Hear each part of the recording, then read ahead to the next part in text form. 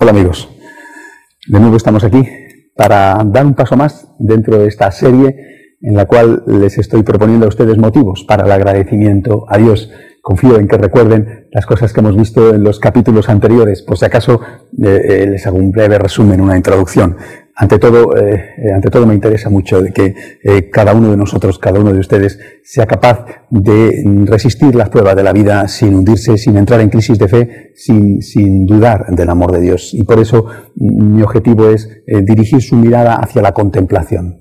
A contemplar aquellas cosas que son imperecederas, aquellas cosas que no están ligadas a que mañana nuestra economía vaya peor o nuestra salud no sea la de ahora. Demos gracias a Dios por su amor.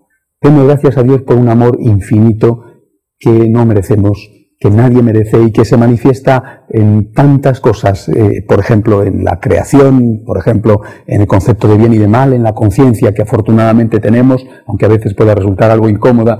Demos gracias a Dios porque Él es el Señor que nos defiende. Demos gracias a Dios, queridos amigos, sobre todo por Cristo. Demos gracias a Dios por Cristo, que se ha hecho hombre y que hasta ese extremo ha llegado el amor de Dios en querer compartir con cada uno de nosotros toda nuestra vida, todas nuestras experiencias, también todo nuestro sufrimiento. Demos gracias a Dios por Cristo que se nos manifiesta uno de nosotros en Belén, que se nos manifiesta como uno de nosotros en la vida cotidiana, en la vida rutinaria, en la vida anónima de Nazaret, en aquella vida oculta en la cual pasó la mayor parte de su vida en la tierra.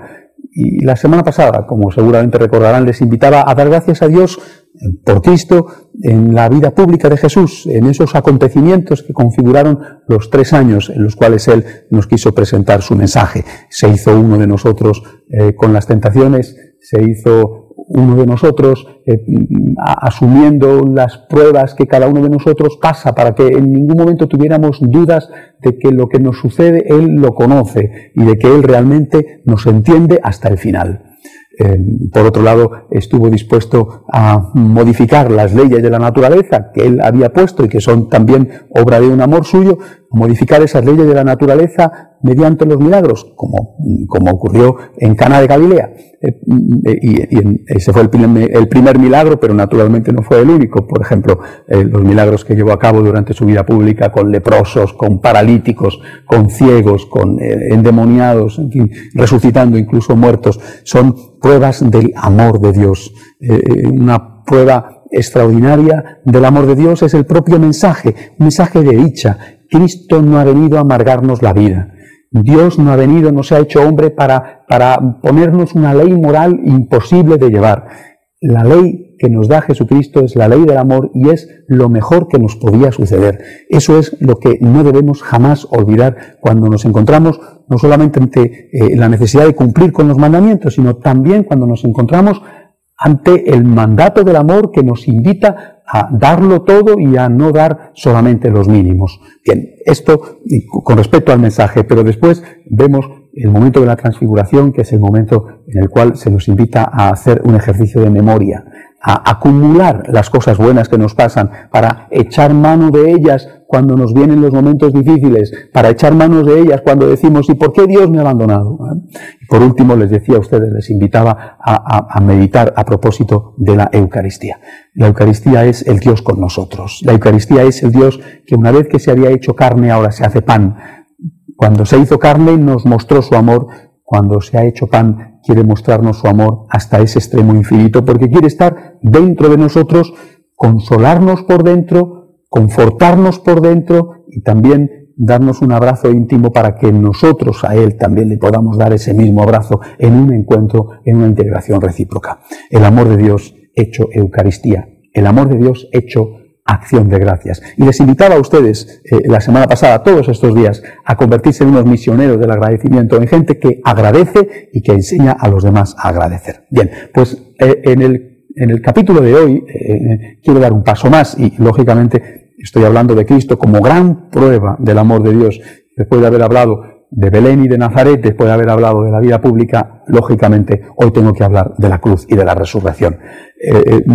Cuando te fijas en Jesús, le mires por donde le mires, cada cosa te parece sublime, Cada cosa te parece, cada parte de su vida, cada actuación, cada palabra te parece insuperable. Y sin embargo pasas a la etapa siguiente y dices, Dios mío, esto sí que es insuperable. Si lo hemos visto en Belén y hemos dicho, imposible que el amor sea más grande que esto. Si lo hemos visto haciendo milagros, si lo hemos visto predicando, si lo hemos visto en la Eucaristía y hemos dicho, imposible que el amor sea más grande que esto, bueno, pues cuando lo vemos en la cruz, cuando lo vemos resucitado, realmente decimos, imposible que alguien pueda amar de una manera mayor que esta.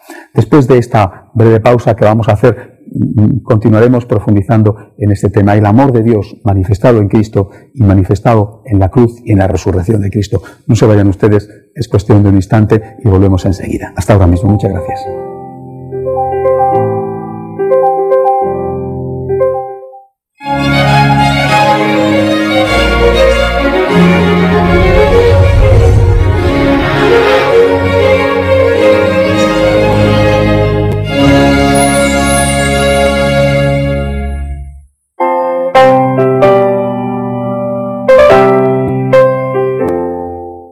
Bien, amigos, ya estamos aquí de vuelta después de este breve descanso. Les estaba diciendo hace unos instantes que Dios es amor y que Dios es amor y se nos manifiesta de forma extraordinaria e insuperable en Cristo, en cualquiera de los aspectos de la vida de Cristo. Bastaría cualquiera de ellos para caer de rodillas, para que nuestro corazón no dudara nunca del amor de Dios.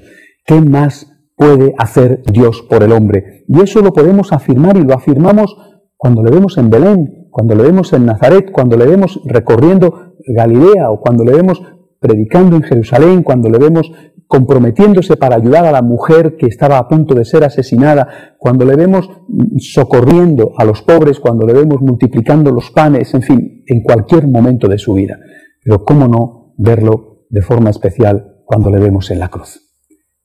¿Hay a alguien a quien la experiencia de la cruz de Cristo no le conmueva? En algún momento se puede decir más, o de algún momento se puede decir más la frase tanto amó Dios al mundo que en el momento de Cristo en la cruz. Es que alguien puede amar más que lo que amó Cristo en la cruz. El propio Señor lo dijo, no hay amor mayor que el que da la vida por sus amigos. Y Él realmente se comportó con nosotros como un verdadero amigo. Se comportó con nosotros como el Señor que desciende de su trono, donde estaba legítimamente instalado porque es el Creador y el Todopoderoso, que se hace hormiga con las hormigas, que se hace pequeño con los pequeños, que se hace hombre con los hombres, pero que llega al extremo de derramar la sangre para salvar a los hombres. Quisiera invitarles a ustedes a que meditaran conmigo en el amor de Dios a través de esas palabras que Cristo pronunció en la cruz. Por ejemplo, cuando Cristo en la cruz dice, tengo sed, tengo sed. Bueno, estaba evidentemente expresando una necesidad física, había sangrado, le habían flagelado, le habían puesto la corona de espinas, había perdido sin duda mucha sangre, en el camino del Calvario se había caído varias veces, su cuerpo era una llaga, era un torturado, con una tortura terrible, que seguramente también en eso le hace igual a tantos hombres y mujeres que han sido torturados a lo largo de la historia. Pero este hombre torturado que expresa una necesidad física, tengo sed, está expresando también otra cosa. ¿De qué tiene sed? ¿Del vinagre que le dio aquel soldado en una caña, en el extremo de una lanza? No, yo creo que Jesús, además de esa sed que sin duda tenía sed de nuestro corazón. Tengo sed de ti, te dice, tengo sed de ti. Pero no te das cuenta de lo que he hecho por ti. No te das cuenta de que soy un mendigo que clama por tu amor. Cristo es el mendigo que todos los días llama a nuestra puerta y nos dice, te quiero y necesito tu cariño. Te quiero y necesito tu amor. Tengo sed de ti. Y cuando uno se da cuenta de esto, realmente comprende lo grande y lo infinito que es su amor. El Dios que mendiga nuestro cariño. El pobre que llega a nuestra puerta no va a pedirnos un pedazo de pan, no a pedirnos un poco de ropa para cubrir su herida, sino a pedirnos una migaja de nuestro corazón, un poco de nuestro amor. Tengo sed de ti. Más tarde Jesús dirá, refiriéndose a su madre, ahí tienes a tu hijo, y refiriéndose a Juan, ahí tienes a tu madre. Bueno, ¿podía haber un don mayor? El Cristo al cual le han arrebatado la ropa, al cual le están arrebatando la vida, que sangra y que mendiga nuestro amor, tiene sin embargo la ocasión de darnos el mayor de los tesoros, a la Virgen María, a su madre, como madre nuestra. Mal intercambio, naturalmente, para la Virgen, porque Jesús era infinitamente mejor que nosotros. María se convierte en la madre de los asesinos de su Hijo. Esa es la profundidad del intercambio, porque nosotros, cada vez que hemos hecho un pecado, nos hemos convertido en los asesinos de Cristo. Nosotros hemos matado a Cristo con cada uno de nuestros pecados. Y María es aquella que se convierte en nuestra madre sin merecerlo nosotros y más allá incluso de si tenía o no tenía ganas, porque ella lo que hizo siempre fue obedecer a su Hijo. Bueno, pues este tesoro de amor también tenemos que meditarlo en este contexto de la cruz. El Cristo que se va, el Cristo que se despide, nos deja a María como madre nuestra, como protectora nuestra, como mediadora nuestra, pero también nos deja a nosotros como hijos de ella, es decir, como los que tenemos que cuidarla, como los que tenemos que amarla, como los que tenemos que protegerla. Esa fue la labor de Juan. Jesús había sido el que cuidaba a su madre, que era viuda y no tenía más hijos. ¿Ustedes creen que podía haber dejado a María como madre de Juan y a Juan como cuidador y protector de María si hubiera tenido otros hijos? Como dicen los protestantes, es la señal más clara de que Jesús era hijo único. No tenía a nadie con quien dejarla y tuvo que dejarla en manos de un extraño, al fin un amigo, lógicamente un conocido como era Juan, el discípulo predilecto, pero un extraño porque no era miembro de la familia. Bueno, pues esa es una tarea que también nos encarga a nosotros. Cuida de mi madre. Mi madre va a cuidar de ti porque ella obedece siempre. Cuida tú de mi madre. No solamente digas, madre, que te necesito. Escúchala a ella cuando te dice, hijo, te necesito. Y sigue después el Señor en la cruz diciendo aquellas benditas palabras. Por ejemplo, cuando a continuación expresa las dudas. ¿Hasta qué punto se hizo uno con nosotros? Había conocido las tentaciones, lo vimos en la etapa de la vida pública, pero ahora Cristo no solamente conoce las tentaciones, sino que experimenta la peor de todas esas pruebas, la duda acerca del amor de Dios. Dios que duda de Dios. Hasta ese punto llegó el abajamiento de Cristo, la kénosis, la humillación, la pérdida de todo aquello que hasta ese momento le había sostenido. Quiso ser uno de nosotros conociendo la noche más oscura que la noche oscura de los santos, porque era la noche oscura de Dios. Dios mío, ¿por qué me has abandonado? Eloí, Eloí, lama sabactani. Dios mío, ¿por qué me has abandonado?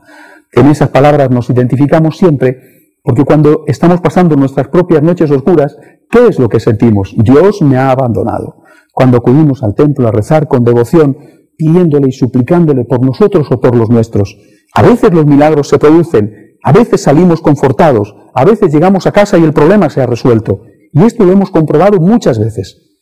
Pero en otras ocasiones, la enfermedad avanza, la pobreza continúa, el problema sigue, y nosotros inevitablemente decimos, Dios mío, ¿por qué me has abandonado?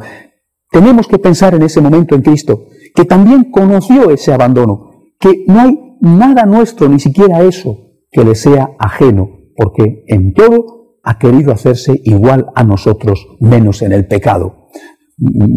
Por último, cuando Cristo en la cruz, después de haber expresado ese abandono, le dice a Dios, en tus manos encomiendo mi espíritu, para añadir, todo está concluido. El Señor nos está dando ahí una prueba más de su amor, mostrándonos un camino a seguir, el camino de la confianza.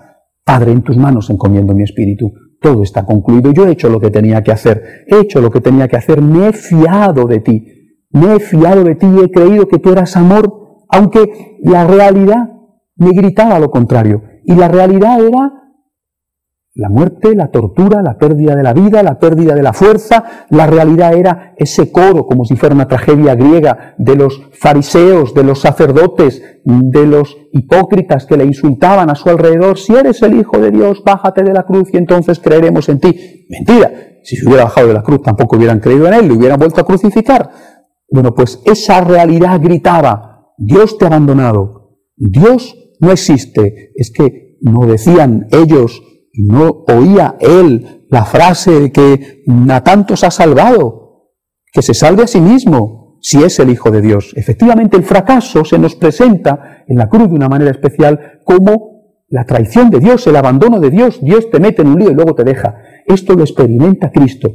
Y ese Cristo que experimenta el abandono de Dios, ese Cristo es el que dice: Dios mío, en tus manos encomiendo mi espíritu, me fío de ti, todo está concluido, he hecho mi parte, estoy unido a ti. Esa es, queridos amigos, la lección de la cruz. Hasta ese punto llegó el amor de Dios, hasta asumir en toda nuestra condición humana, en todo menos en el pecado, hasta pasar por todas las vicisitudes, por todas las calamidades, por todos los sufrimientos por los que pasan los hombres, por el que pasa el más desgraciado de los hombres. Realmente Cristo en la cruz y María al pie de la cruz pueden decir: ¿hay dolor como mi dolor? Porque nosotros muchas veces tenemos la tentación de pensar que nadie sufre como nosotros, que lo nuestro es lo más, y que no tiene la gente ni idea de lo mal que lo estamos pasando. Alguno habrá que efectivamente lo suyo sea lo más, pero más que lo de Cristo, porque aunque tu dolor físico pueda ser mayor, o más largo, más duradero, Él era Dios, el Hijo de Dios, y por lo tanto su sufrimiento y sus problemas son infinitamente mayores que los nuestros. Y eso es lo que no tenemos que olvidar para comprender precisamente su amor y para llenar nuestro corazón de motivos de agradecimiento.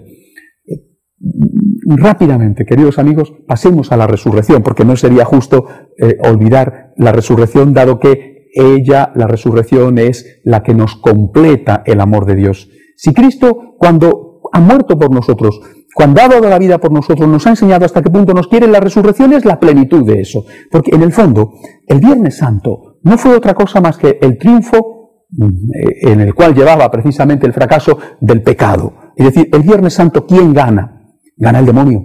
Ha matado a Cristo. Ganan los enemigos de Cristo. Hemos matado al Cordero inocente. No saben que precisamente en esa derrota de Cristo estaba la victoria de Cristo, y que Cristo nuestro Señor nos redime con su sangre. Cuando ellos creen que triunfan es cuando pierden. Pero en la resurrección lo que se pone de manifiesto es que realmente Dios vence. Dios gana siempre la partida. Muchas veces perdemos batallas, pero la guerra, el final, es nuestro, la victoria. La vamos a ganar la guerra, aunque perdamos alguna batalla. ¿Por qué? Porque la victoria definitiva es la del amor. En el Viernes Santo los que reían y celebraban la victoria eran los fariseos, los sacerdotes, el demonio. Pobrecillos, repito, no se daban cuenta de que acababan de perder. En la mañana de Pascua, quien celebra la victoria es el amor y la justicia. Si los apóstoles dudaron de que Dios estaba con Cristo cuando le vieron morir, ya no pudieron dudar cuando le vieron resucitado. Y no pudieron dudar porque estaba claro, más allá de cualquier duda posible, que Dios estaba con Cristo porque le había resucitado. Si Dios abandona a Cristo y ellos tienen dudas, ya no tienen dudas de que Dios está con Cristo precisamente cuando le ven resucitado en medio de ellos. El Cristo resucitado es la prueba indiscutible de que Dios está con Cristo y de que el mensaje de Cristo es el verdadero. Y por lo tanto, que el mensaje de Cristo es lo que construye. El mensaje de Cristo es lo que edifica el reino, es lo que edifica una nueva sociedad, una nueva humanidad. Resumiendo eso en el mensaje de Cristo, que es el amor, solo se puede avanzar con el amor, no con el odio, no con los intereses, no con el egoísmo, no con el pecado, solo construye el amor. Solo lo que se construye sobre el amor es duradero, es eterno y tiene posibilidades de sobrevivir. Esto es la resurrección. Cristo vive y el mensaje de Cristo es actual. El mensaje de Cristo es útil. El mensaje de Cristo es valioso. Consecuencias, queridos amigos. Démosle gracias a Dios. Démosle gracias a Dios por su amor manifestado en la cruz. Gracias, Señor. Gracias, Señor, porque has sido de verdad uno de los nuestros. Gracias, Señor. Gracias, Señor, porque en la cruz quisiste asumir mi condición humana, quisiste experimentar lo que yo experimento. En la cruz conociste de una forma extraordinaria la angustia, la oscuridad, la tortura, la enfermedad. Cristo crucificado es el Cristo que resume cualquier problema, cualquier desgracia, cualquier situación difícil. Es el Cristo que se pone el camuflaje del humillado, el camuflaje y la ropa del que ha perdido al ser querido, el camuflaje y la ropa del enfermo, el camuflaje y la ropa del pobre, del fracasado, Cristo crucificado es cada hombre, cada mujer, cuando en su vida pasa por un momento de cruz. Y eso lo ha querido hacer para que tú comprendas la grandeza de su amor por ti. Y ese amor es un amor que nos ha liberado, que nos ha redimido, que nos ha salvado, que nos ha dado la perspectiva de la vida eterna con la resurrección. Gracias, por lo tanto, Señor, por la resurrección. Gracias por la resurrección, porque con la resurrección yo ahora tengo la certeza, primero, de que tú, de verdad, Jesús, eres el Hijo de Dios. Tú eres Dios. Es el apóstol Tomás, después de ver a Cristo resucitado y de meter sus dedos llenos de dudas en el agujero de los clavos, el que cae de rodillas y dice, Señor mío y Dios mío. El que confiesa la divinidad de Cristo. Gracias, por lo tanto, Señor, porque por tu resurrección yo sé que tú eres Dios. Pero yo también sé, por tu resurrección, Señor, que tu mensaje es el mensaje de Dios. Es decir, la resurrección es el sello de Dios, el certificado de garantía y de autenticidad, el certificado de que aquello es verdadero sobre la persona de Jesús. Dios dice, este es mi Hijo, no dudéis de él, es verdaderamente Dios, es aquel que yo he enviado, pero además dice, su mensaje es mi mensaje, su mensaje es el mensaje verdadero.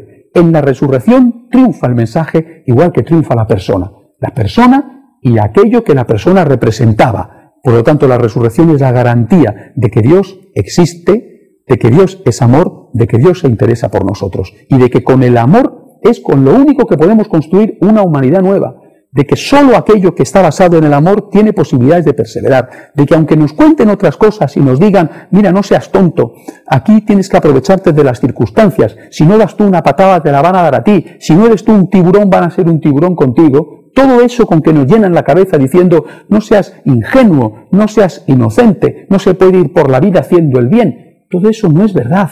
Se puede ir por la vida haciendo el bien. Hay que ir por la vida haciendo el bien. El que hace el bien es el que triunfa. El que no hace el bien quizá adquiera algunos triunfos, quizá gane algunas batallas. Es posible que gane algunas batallas, pero al final, más pronto o más tarde, siempre se encuentra con un tiburón mayor, con un sinvergüenza mayor que termina con él. La gente dice, en medio de los lobos hay que ser lobo. No, en medio de los lobos hay que ser cordero.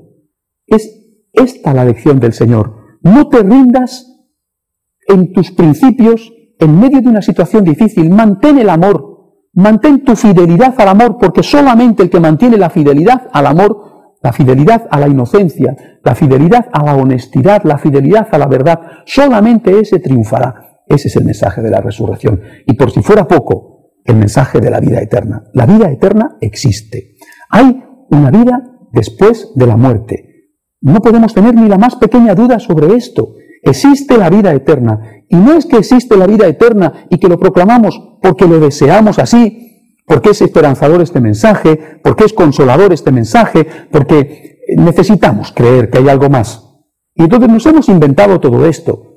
Miren ustedes, la vida eterna existe porque Cristo ha resucitado. Cristo ha vuelto del mundo de las sombras, ha vuelto del mundo de la muerte.